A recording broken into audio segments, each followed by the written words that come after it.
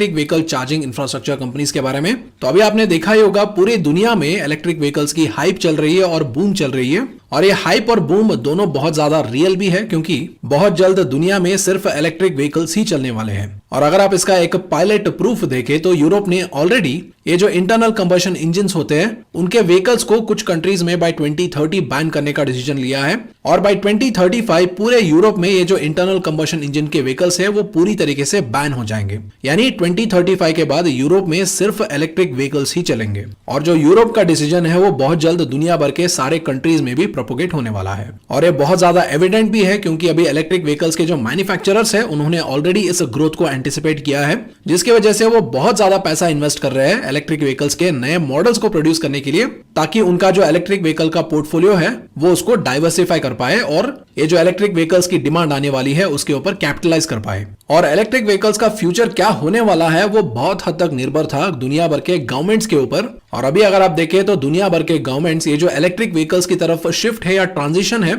उसको बहुत ज्यादा एंकरेज कर रहे हैं अपने पॉलिसीज और अपने इनिशिएटिव्स के थ्रू। और इंडिया भी बहुत ज्यादा इनिशिएटिव्स ले रहा है। अगर आप इंडिया में जो इनिशिएटिव्स चल रहे हैं इलेक्ट्रिक व्हीकल सेगमेंट में उसको अगर आप डिटेयली समझना चाहते हैं तो हमारे ऑनरेबल मिनिस्टर नितिन गडकरी जी का कुछ टाइम पहले एक इंटरव्यू आया था इंडिया टुडे के कॉन्क्लेव इवेंट में। उस वीडियो का लिंक हमने टेलीग्राम चैनल पे भी शेयर किया था। अगर बाय चांस अगर आपने उस वीडियो को नहीं देखा है तो मेक श्योर आप उस इंटरव्यू को जरूर देखें, जिससे आपको इंडिया का जो स्ट्रॉन्ग स्टैंड है इलेक्ट्रिक व्हीकल्स के ऊपर उसमें क्या क्या इनिशिएटिव्स लिए जा रहे हैं और क्या क्या एक्शंस लिए जा रहे हैं उसके बारे में आपको डिटेयली पता चल जाएगा। तो अभी इन सारे डेवलपमेंट्स को अगर आप देखें तो there is no doubt that 5 साल बाद या 10 साल बाद इलेक्ट्रिक व्हीकल्स का बिजनेस एक बहुत बड़ा बिजनेस बनने वाला है। और अभी ये जो इलेक्ट्रिक व्हीकल्स का कॉन्सेप्ट है या इलेक्ट्रिक व्हीकल्स का बिजनेस है, अगर वो सक्सेसफुल होना है या अगर उसको सक्सीड होना है तो उसके लिए proper electric vehicle charging infrastructure भी चाहिए। क्योंकि अभी जिस तरीके से पेट्रोल स्टेशन और डीजल स्टेशन है उसी तरीके से अगर फ्यूचर में सब इलेक्ट्रिक व्हीकल्स चलाना शुरू करते हैं तो उस टाइम इलेक्ट्रिक व्हीकल्स के चार्जिंग इंफ्रास्ट्रक्चर चाहिए होगा। क्योंकि अभी इलेक्ट्रिक व्हीकल सेगमेंट में लिथियम आयन बैटरीज के बाद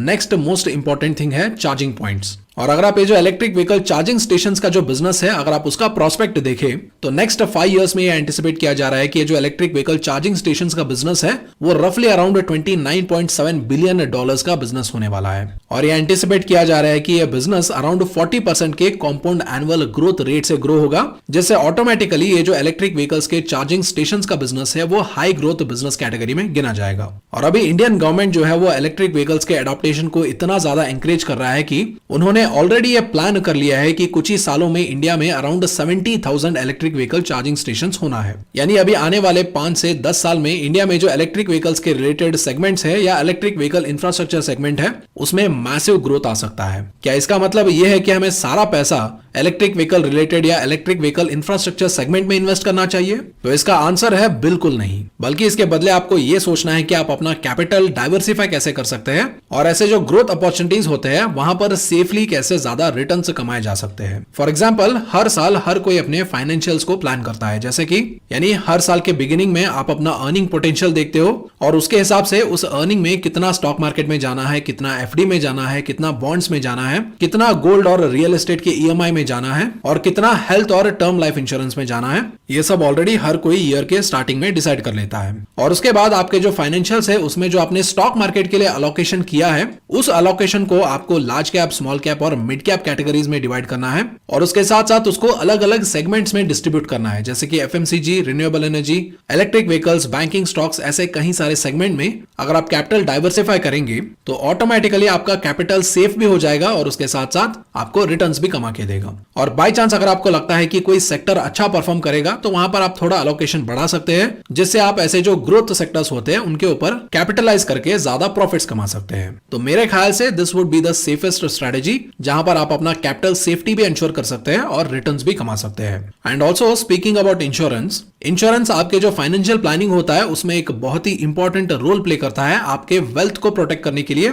और आपके फैमिली के फाइनेंशियल इंटरेस्ट को सेफगार्ड करने के लिए। क्योंकि फैमिली में अगर किसी भी फैमिली मेंबर का कोई मेजर एक्सीडेंट होता है या इलनेस होता है तो वो काफी होता है सारे सेविंग्स को वाइप ऑफ करने के लिए। और उसी तरीके से फैमिली का जो अर्निंग मेंबर होता है अगर उसको कुछ हो जाता है तो फैमिली का पूरा फाइनेंशियल कियोस में चला जाता है। And for all these reasons health and term insurance play a very important role in your financial planning. And of course insurance में टैक्स बेनिफिट्स के रूप में पैसा भी सेव किया जा सकता है। फॉर एग्जांपल, टर्म इंश्योरेंस पे आपको सेक्शन 80C का टैक्स बेनिफिट मिलेगा, जहां पर आप अप टू 1.5 लाख तक टैक्स बेनिफिट्स में सेव कर सकते हैं। एंड बाय चांस अगर आपने टर्म इंश्योरेंस नहीं लिया है तो आप पॉलिसी बाजार जाके चेक कर सकते हैं, जहां पर आप अलग अलग टर्म इंश्योरेंस को कंपेयर कर सकते हो और उसके साथ साथ वहां पर आपको नो कमीशन टर्म प्लान्स भी मिलेंगे और वहां पर आपको स्टार्टिंग 400 रुपीज पर मंथ के टर्म प्लान्स भी मिल जाएंगे जो 59 क्रिटिकल इलनेसेस को कवर करते हैं। और उसके अलावा आप पॉलिसी बाजार की टीम से मदद भी ले सकते हैं, जो आपके रिक्वायरमेंट के अकॉर्डिंग आपको पॉलिसी चूज करने में हेल्प करेगा और क्लेम सेटलमेंट्स में भी आपकी मदद करेंगे।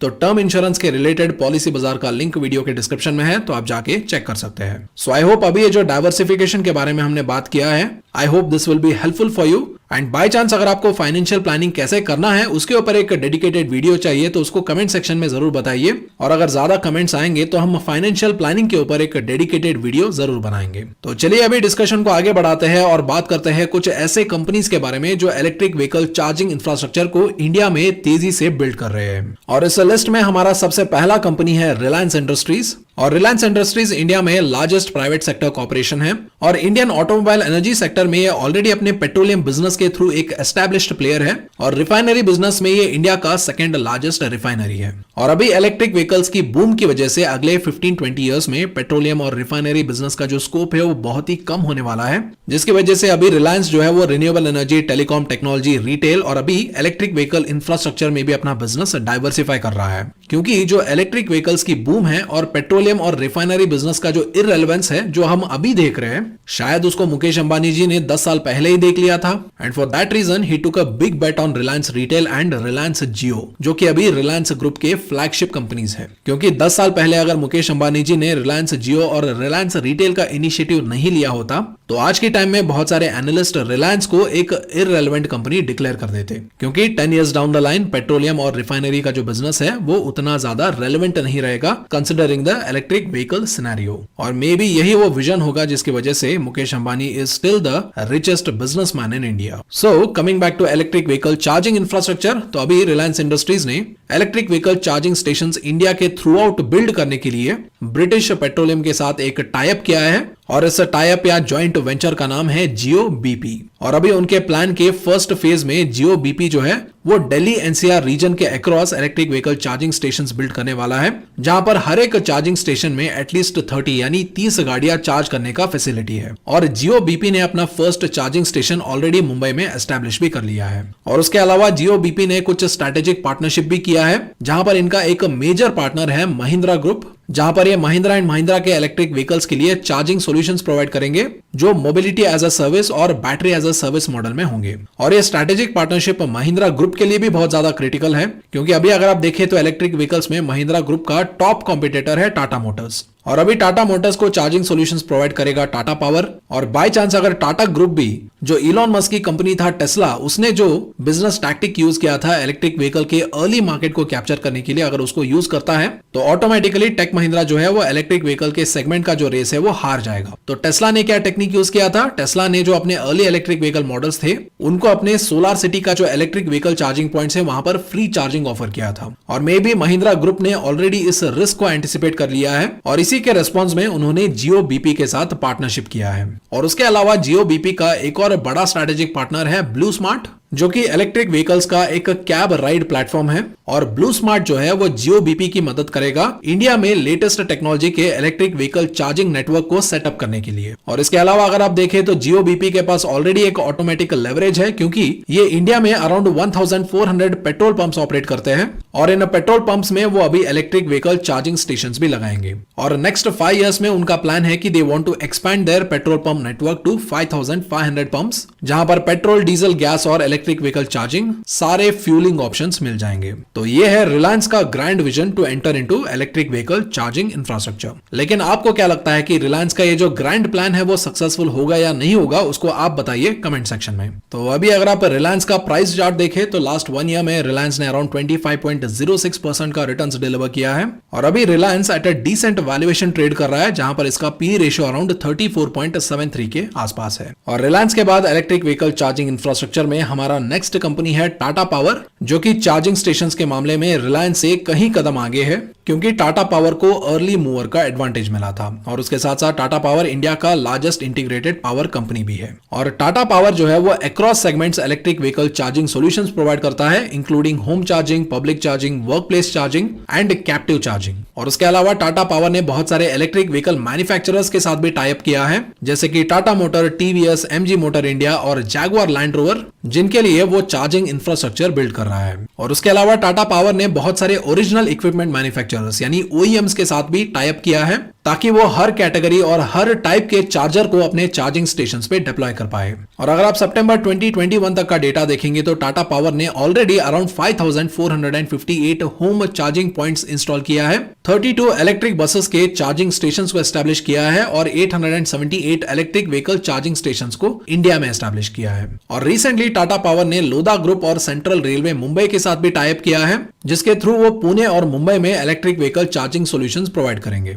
And most importantly Tata power अपने जो चार्जिंग स्टेशन है उसको ज्यादा एक्सेसिबल बनाने की कोशिश कर रहा है, जिसका बेस्ट एग्जांपल है टाटा पावर का ईवी चार्जिंग ऐप, जिससे आप टाटा पावर के नियरेस्ट चार्जिंग स्टेशन को ढूंढ सकते हैं और अपने चार्जिंग के ऊपर अपडेट्स पा सकते हैं, और आपका जो भी चार्जेस है उसको आप ऑनलाइन उस मोबाइल ऐप के थ्रू ही पे कर सकते हैं। और इन सारे डेवलपमेंट और एक्सेसिबिलिटी के रीजंस की वजह से अभी टाटा पावर इलेक्ट्रिक व्हीकल्स का जो चार्जिंग इंफ्रास्ट्रक्चर सेगमेंट है उसको लीड कर रहा है। और अभी अगर आप टाटा पावर के प्राइस चार्ट देखें तो इसने लास्ट 1 ईयर में अराउंड 179.98% का रिटर्न्स डिलीवर किया है। और करंटली टाटा पावर का जो प्राइस टू अर्निंग्स रेशियो है वो अराउंड 67.77 के आसपास है। और इस हायर पी रेशियो की वजह से कुछ इन्वेस्टर्स को ये लगता है कि टाटा पावर अभी ओवर वैल्यूड है, लेकिन कुछ इन्वेस्टर्स को इसका ग्रोथ प्रोस्पेक्ट देख के ये लगता है कि ये फेयरली वैल्यूड है या ये अभी भी अंडर वैल्यूड है। लेकिन आपको क्या लगता है कि टाटा पावर ओवर वैल्यूड है या अंडर वैल्यूड है या फेयरली प्राइस्ड है, वो आप कमेंट सेक्शन में जरूर बताइए। और अभी इसके बाद हमारा नेक्स्ट कंपनी है Bharat petroleum corporation,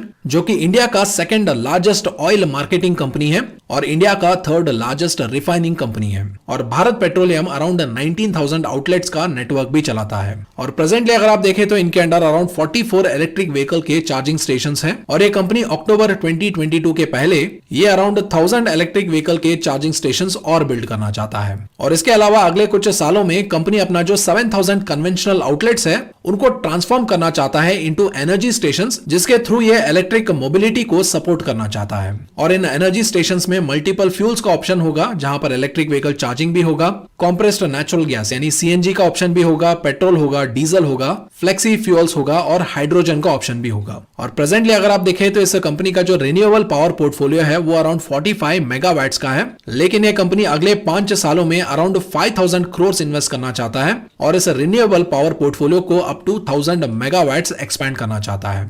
And for all these reasons, Bharat Petroleum Corporation is also a strong competitor in electric vehicle charging infrastructure business. और वही अगर आप इस कंपनी का लास्ट 1 ईयर का प्राइस चार्ट देखेंगे तो इसने -3.71% का नेगेटिव रिटर्न्स डिलीवर किया है, और ये कंपनी करंटली अराउंड 5.33 के प्राइस टू अर्निंग्स रेशियो पे ट्रेड कर रहा है। और इस कंपनी का इतना कम वैल्यूएशन का रीजन कुछ इन्वेस्टर्स ये बताते हैं कि इस कंपनी का जो मेजोरिटी ऑफ द रेवेन्यू है और मेजोरिटी ऑफ द प्रॉफिट्स है वो पेट्रोलियम बिजनेस के ऊपर डिपेंडेंट है, जिसका फ्यूचर अभी बहुत ही ज्यादा वीक नजर आ रहा है। एंड फॉर दैट रीजंस कुछ इन्वेस्टर्स इस कंपनी का जो शेयर प्राइस है उसको और ज्यादा गिरने का इंतजार कर रहे हैं, ताकि वो इसका जो ईवी स्टेशन का जो बिजनेस प्रोस्पेक्ट है उसको कंसिडर करके एक राइट प्राइस पे एंटर कर पाए। लेकिन आपके ओपिनियन में आपको क्या लगता है कि भारत पेट्रोलियम में अभी एंटर करना चाहिए या अभी वेट करना चाहिए, उसको आप कमेंट सेक्शन में जरूर बताइए। और उसके साथ साथ इन केस अगर आप वेट करते हैं तो प्राइस कितना गिरने तक वेट करेंगे उसको भी कमेंट सेक्शन में जरूर बताएं। और उसके बाद हमारा नेक्स्ट कंपनी है इंडियन ऑयल कॉर्पोरेशन, जो कि इंडिया का लार्जेस्ट रिफाइनरी और पेट्रोल मार्केटिंग कंपनी है।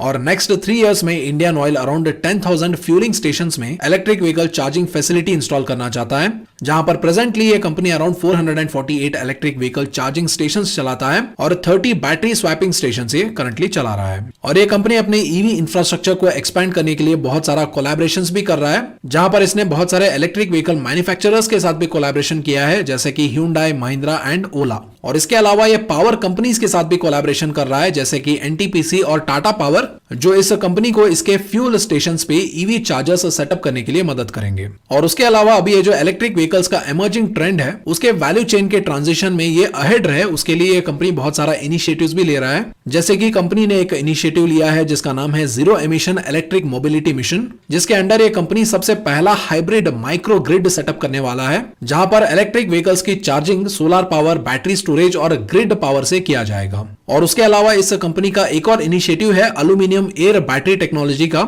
जिसके लिए कंपनी सन मोबिलिटी के साथ कोलैबोरेट कर रहा है और फिनर्जी जो कि एक इजराइल की कंपनी है उसके साथ भी कोलैबोरेट कर रहा है, जिससे वो अपने ग्रीन एनर्जी प्रेजेंस को स्ट्रेंथन कर पाए और उसके साथ साथ ये जो एल्यूमिनियम एयर बैटरी टेक्नोलॉजी है इसको इंडिया में कमर्शियलाइज भी कर पाए। और इसके अलावा इस कंपनी का एक और इनिशिएटिव है सॉलिड ऑक्साइड फ्यूल सेल्स का, जिसको SOFC भी बुलाते हैं, जो ये कंपनी अभी एक्सप्लोर कर रहा है, जिसके थ्रू ये क्लीन, रिलायबल और अफोर्डेबल ग्रीन एनर्जी जनरेट कर पाए इलेक्ट्रिक व्हीकल चार्जिंग के लिए। तो अभी अगर आप इंडियन ऑयल कॉर्पोरेशन को भारत पेट्रोलियम के साथ कंपेयर करेंगे तो टेक्नोलॉजी और इनिशिएटिव के according I think Indian oil corporation जो है वो भारत पेट्रोलियम के कंपैरिजन में कहीं गुना आगे है। और वही अगर आप इंडियन ऑयल कॉर्पोरेशन के प्राइस चार्ट के बारे में बात करें तो इस कंपनी ने लास्ट 1 ईयर में 25.77% का रिटर्न डिलीवर किया है और करंटली ये company around 5.39 price to earnings ratio पे ट्रेड कर रहा है। And just like Bharat Petroleum, Indian oil Corporation का भी सेम रीजन है, ये कंपनी इतना लोअर वैल्यूएशन पे इसलिए ट्रेड कर रहा है क्योंकि कंपनी का जो मेजॉरिटी ऑफ द रेवेन्यू है और प्रॉफिट है वो ऑयल बिजनेस के ऊपर डिपेंडेंट है। लेकिन इंडियन ऑयल कॉर्पोरेशन का ये जो वैल्यूएशन है 5.39 PE का,